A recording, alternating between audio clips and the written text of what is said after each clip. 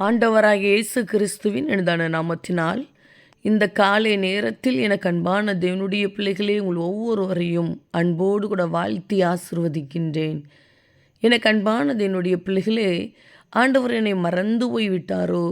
என்னுடைய வாழ்க்கையில் இத்தனை விதமான கடுமையான பாதையில் நடந்து கொண்டு இருக்கிறேனே, அவரால் நான் மறக்கப்பட்டு விட்டேனோ என்று சொல்லி எண்ணிக்கொண்டிருக்கிறீர்களா? அன்பு சகோதரனே, அன்பு சகோதரியே, அவரை நம்பியிருக்கிற உங்களை பார்த்து சொல்லுகின்றார், மகனே மகளே, நீ என்னால் மறக்கப்படுவதில்லை என்று சொல்லி நிச்சயமாய் ஆண்டவர் உங்களோடு இருந்து உங்களை அவர் நடத்தி செல்லுவார். தகப்பனே, இந்த காலை நேரத்தில் உம்முடைய பிள்ளைகள் ஒவ்வொருவரையும் மனதார ஆசீர்வதித்து ஜெபிக்கிறேன். அப்பா, நீர் எவ்வளவு நல்லவர், உங்கள் அன்பு எவ்வளவு விலையேறப்பட்டது அப்பா. இந்த நாள் உம்முடைய நாமத்தினால் ஆசிர்வதிக்கப்பட்ட ஒரு நாளாய், ஜெயத்தினாலாய் இருக்கட்டும் ஐயா. இந்த நாளுக்குரிய சகல காரியத்திலும் உம்முடைய கிருபையுள்ள கரமுடைய பிள்ளைகளோடு கூட இருந்து தாங்கி நடத்தட்டும் அப்பா. எந்தெந்த காரியங்களுக்காக முயற்சிகள் எடுத்து கொண்டு இருக்கிறார்களோ அந்த காரியங்களை வாய்க்க பண்ணி கொடுங்கப்பா.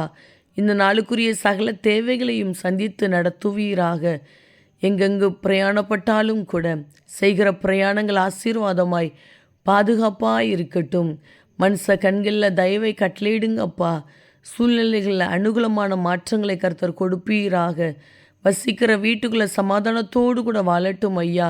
காரணம் இல்லாத பிரச்சனைகள், குழப்பங்கள் மாறி போகட்டும் அப்பா.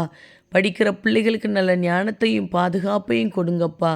வேலை செய்கிற பிள்ளைகளை, தொழில் செய்கிற பிள்ளைகளை கர்த்தர் ஆசிர்வதிப்பீராக, பாதுகாத்து கொள்ளுவீராகப்பா.